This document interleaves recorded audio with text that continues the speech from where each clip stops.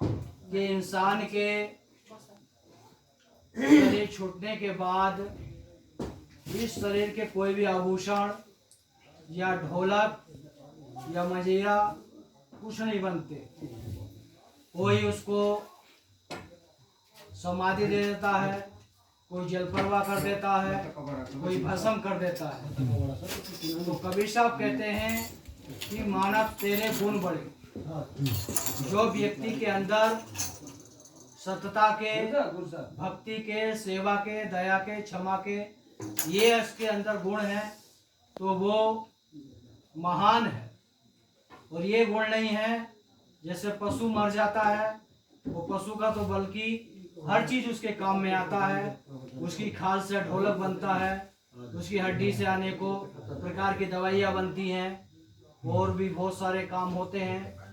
लेकिन कबीर साहब कहते हैं मानुष तेरे गुण बड़े। जो व्यक्ति के अंदर सतता के गुण हैं, भक्ति के गुण हैं, वही श्रेष्ठ कहलाने के योग होता है।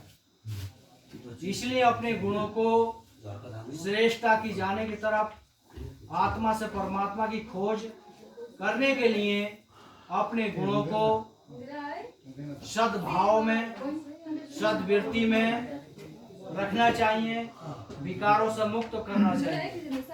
क्योंकि कबीर साहब ने कहा है, साँच बराबर तप नहीं, झूठ बराबर पाप, जाके हृदय साँच है ताके हृदय आप। क्योंकि सदगुरु कबीर साहब से उस समय पूछा होगा किसी जिज्ञासु ने या भक्त ने कि तप क्या है। क्योंकि वो उस समय भी और आज के समय भी कुछ लोग नदी में नहाने में को तप समझ लेते हैं, जटारा खाने को तप समझ लेते हैं, भभूत लगाने को तप समझ लेते हैं, अनेकों प्रकार से लोग समझने लगते हैं। लेकिन कबीर साहब कहते हैं अगर आपके कर्मों में, आपकी निष्ठा में सतता है, रहनी गहनी सतता है, तो वही तप है। क्योंकि हमारे विचार शुद्ध होंगे, भक्ति शुद्ध होगी, सेवा शुद्ध होगी। शुद्ध का मतलब हम कोई लालच बगैर कोई सेवा नहीं कर रहे, लालच बगैर भक्ति नहीं कर रहे, तो वो तप में आ जाएगी। हम लालच में भक्ति कर रहे हैं, लालच में सेवा कर रहे हैं, तो बदले में कुछ चाह रहे हैं, तो इसलिए वो सांस बराबर तप में नहीं आ सकता। हम निर्मोही होकर भक्ति करेंगे, निर्मोही होकर सेवा करेंगे, तो वो साचा तत्व में आ जाएगा। उसी को कबीर साहब कहते हैं जिसके सांस बराबर तप नहीं, झूठ बराबर पाप, जाके हृदय साच है ताकि हृदय आप। जिसको सतता की दृष्टि में आ जाएगा, वो उसके रहनी गहनी में उसको कहीं भी माला या घुमाने की जरूरत नहीं है, कि भभूत लगाने की जरूरत नहीं है, उसके चलते फिरते ही उसका तप हो रहा है। लेकिन अगर सतता में जीता है तो उसकी रहनी गहनी सत्य है, तो जिसको कबीर साहब ने कहा है तन मन एक हो रहा तब हंस कबीर का कहा है।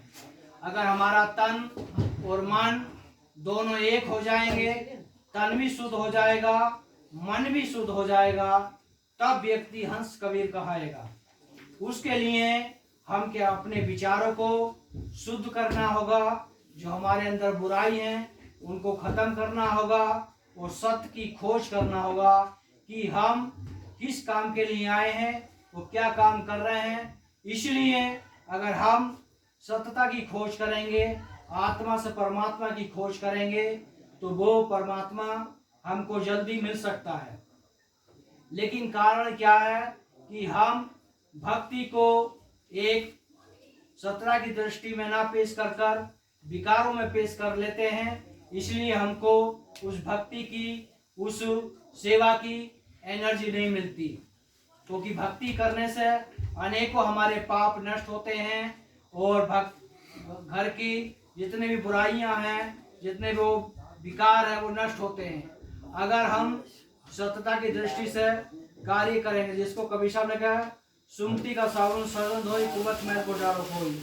जब हम अपने विवेक रूपी ज्ञान से, विवेक रूपी साबुन से अपने मन को धोएंगे, तो हमारे मन के जितने भी दाग हैं, विकारों के, काम के, क्रोध के, लोभ के, मोह के, अहंकार के, वो विकार सब हमारे धुल जाएंगे, और हमारी आत्मा चेतन शुद्ध हो जाएगा, जिसमें परमात्मा की ऊर्जा प्रकट हो जाएगी। जिसको कबीर साहब ने कहा है कि शबगट मेरे साइया सुनी सहज ना कोय, बलिहारी बाघट की जा प्रगट होए। कबीर साहब कहते हैं सभी जीव आत्मा के अंदर परमात्मा है, लेकिन बलिहारी उसकी है जिसने अपने हृदय में उस चीज को प्रकट किया। प्रकट करने के लिए उसके हृदय में दया, क्षमा, संतोष, धीर, विचार, गुण, भक्ति, सेवा अगर ये है तो उसके हृदय में वो परमात्मा प्रकट हो जाएगा। और ये चीज नहीं है, दूसरी विपक्षी चीज है, तो उसके हृदय में परमात्मा कब निकल जाएगा उसके हृदय से उसको पता ही नहीं चलेगा।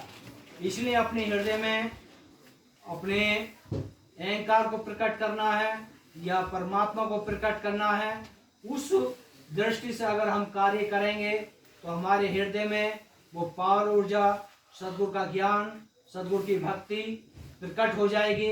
जिसको कबीर साहब ने किसी पत्थर में, जीव में, पौधे में प्रकट करने के लिए नहीं कहा, हर घट में कहा। हर घट के अंदर ही परमात्मा रहता है। हम पेड़ में, पत्थर में, पानी में ढूंढेंगे तो परमात्मा नहीं मिलेगा, क्योंकि पानी पत्थर में परमात्मा ढूंढने के लिए कबीर साहब ने मना कहा। कबीर साहब कहते हैं सब घट, सब जीव के अंदर ही परमात्मा है। किसी भी जीव आत्मा के अंदर आत्मा तत्व तो छिपा है, लेकिन जिसने उस ज्ञान शक्ति से, उस भक्ति से उसको प्रकट कर लिया, उसी की बलिहारी है। वही आत्मा से परमात्मा की खोज कर लेता है और सत्य को जान लेता है। उसी को कबीर साहब ने कहा कि कबीरा खड़ा मजार में, मांगे सबकी खैर, ना काऊ से दोस्ती, ना काऊ से बैर। संसार में हमको रहना है, संसार के हर कार्य कर रहे हैं, लेकिन संसार में रहते हुए हमको ना किसी से घनी दोस्ती करनी है, जिसकी दोस्ती के कारण हमको बुरी दिशा में जाने लगे, ना हमको इतना बुरा बनना है कि किसी से हमारी दुश्मनी हो जा तो भी हम बुरे काम करने लगे। कबीर साहब कहते हैं कि हमको सामान्य इस समाज में जीना है, तो हमारे अंदर कोई भी बुराई उत्पन्न नहीं होगी। तो संसार में हमारा जीवन एक फूलों के तरह व्यतीत हो जाएगा। कब समय निकल जाएगा जीवन का तो कोई भी कष्ट नहीं होगा, क्योंकि कबीर साहब ने कहा है कि 7 दीप नौखंड में सद्गुरु नाम सत्य कबीर।